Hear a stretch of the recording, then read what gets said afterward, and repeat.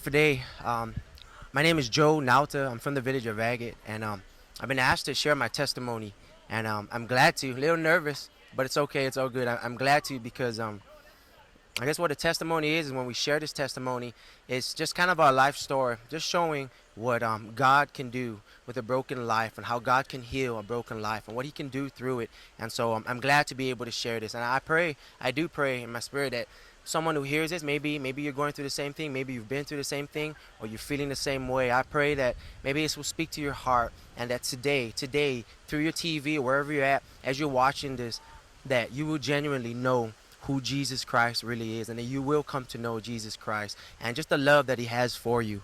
Um, as I said, my name is Joe. I grew up down south in the village of Agate, and it's a pretty rough area. I'm the youngest out of of a family of 11, and so I'm the youngest boy. And just growing up, our family, we did a lot of things, and just like any other family here in the island, we had a lot of pride in us. We had a lot of things going on, and we definitely had a lot of love for one another. But at the same time, we always had a lot of pride, and so there was a lot of heartaches and a lot of hardships. But looking back now, I know with all my heart now that I'm looking back that a lot of those issues, a lot of the things that we dealt with stem from not knowing who Jesus Christ is and not knowing the saving grace and the saving power and there's the love of Christ. And so we went on living without really truly knowing who Jesus Christ is. I grew up a Catholic, but I have to be honest, I didn't have a true relationship. I went in, I remember going into the Catholic church and doing what we're doing and then going right back out, and everybody is just kind of smoking weed at the side of the church and doing things like that. We really didn't have no true convictions. I know myself, I really didn't. And so that's as far as I knew religion. I really didn't know Jesus Christ. I knew religion a lot. Anyways, just growing up, our family, we've been through a lot of things. I've been through a lot of things, and all the things that I've gone through, all the sin in my life, the things that I was doing was pulling me farther and farther and farther away from God. And I have to be honest with you, I came to a point in my life where I just, it was a low point, and I realized that, man, I think I'm happy. And this is the thing, and I believe with all my heart that there's a lot of us out there, there's a lot of you out here who we would have a party and you would have a blast. You would get drunk and drink with the boys and kick back, and everything would be great and everything would be nice, right? And you think, you got it made. We live on the island. It's beautiful out here. But I remember many nights, many nights, and maybe some of you are still going through the same thing right now, that when you go home, I remember many nights that when I went home and I laid down from just having a great time, I just finished having a blast with my friends. But I remember laying down at night, and when I put my head down on my pillow, and it was just me and me, there was no one else around, no one else watching. I remember being lonely. I remember being sad deep inside. I remember feeling empty, like I was missing something. And the truth is, I was missing something, but I didn't realize this, and I didn't notice till later. God was faithful, and He was gracious to me to send 3 people throughout my life to tell me about Jesus Christ. First was it was my sister. My sister was the first person. She went to Hawaii and she found Jesus and she came back. And I remember her, one of my brothers that had passed away, he committed suicide. I remember my sister preaching the gospel to me, talking to me about the love of Jesus Christ. And I remember looking at it and I actually even said the prayer thinking, but really, deep inside, I just kind of wanted to get it over and done with and just kind of get it out of my way. But there was no real fruit, because I remember she planted that seed, and I'm so grateful for it because the Lord did water it and do something great with it. But I remember just living the same life right after that. Went back, continued to do drugs, continued to drink alcohol, continued to just party and fight and be in a gang and do all these things. And so that was my life for a while. And then the Lord sent somebody else to share Jesus Christ. He was a deacon from a church. The Lord sent this man to talk to me about Jesus Christ. And I remember just looking at him and thinking, man, that's cool. It makes sense. I've heard this before. But you know what? I'm 19 years old right now. I'm at the prime of my life. I'm having a blast. I really don't need Jesus Christ. He's going to cram my style. The truth is that I loved my sin. I loved doing what I was doing. It was fun, but for a moment. Because later on, I remember still going to bed every night, crying deep inside, even coming to the point where, man, I think I'm happy, but for some reason, I feel like I want to commit suicide. Why is that? Why is that? If I'm so happy, or maybe if you're so happy, why is it that we want to kill ourselves? Why is it that we're crying out for something more? That's because we're missing something. And then I remember growing up later on, and I remember I meet my wife now. Her name is Jennifer, my lovely wife.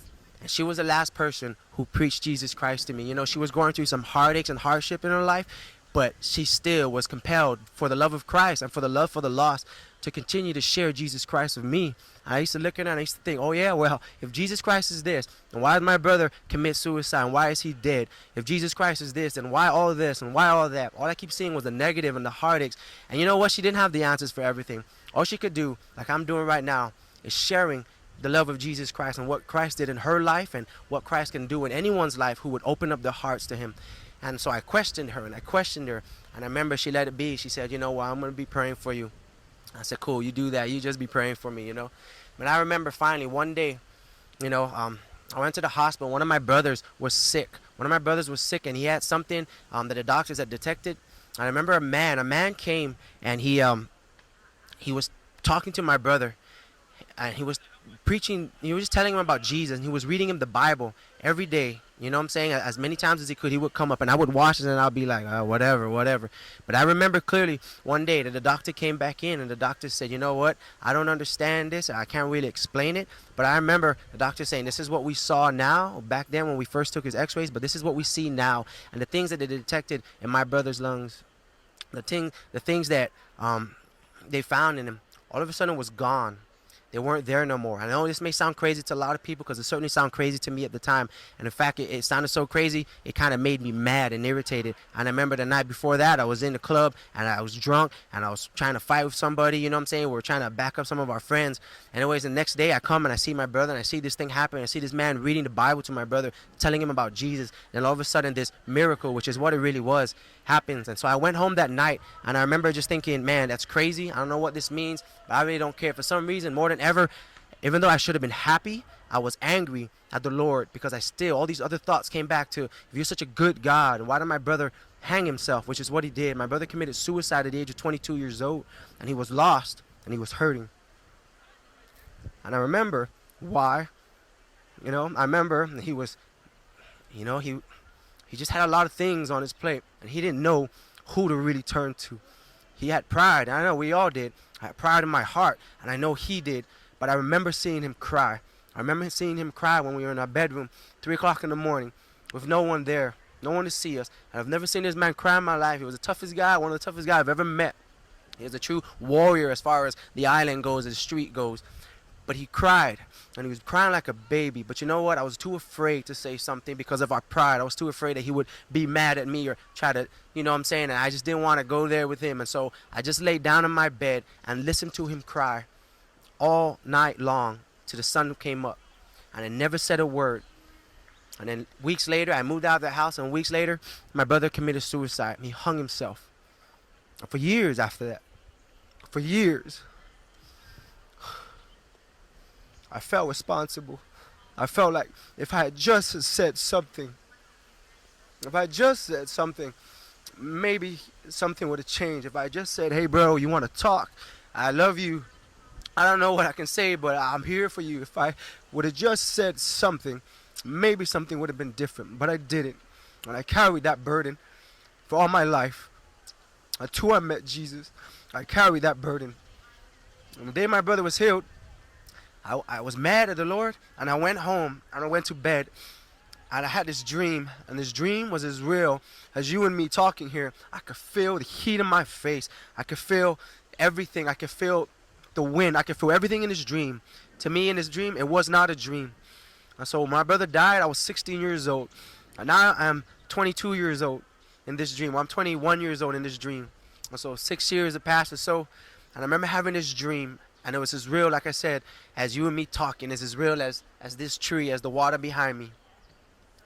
And I remember in this dream that I was falling. I remember in this dream that I was in the ocean, in my beautiful island of Guam, in paradise. But I was in the ocean, and a huge tidal wave came and sucked me in, sucked my family in. It was me and my brother who was miraculously cured from whatever that disease was or wherever that thing was. We were all in the ocean, and it sucked us out.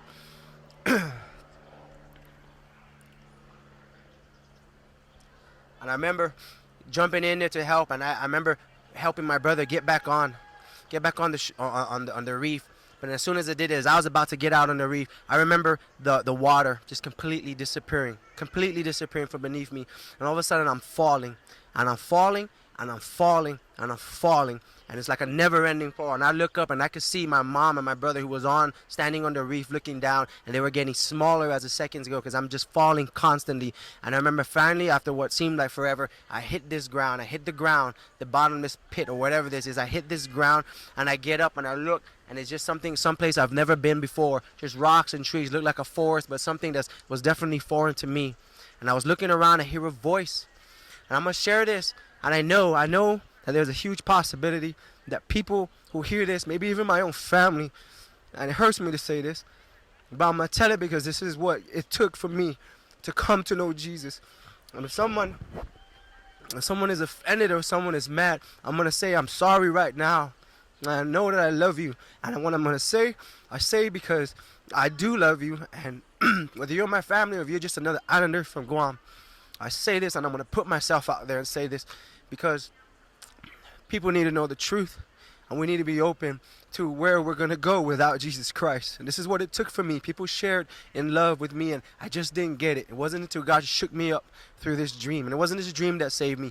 But God used this to just turn my life around, turn my eyes around to get back on track, or to get on track of Him for the first time in my life.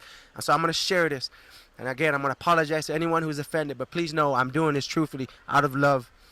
I hit this ground, and when I get up,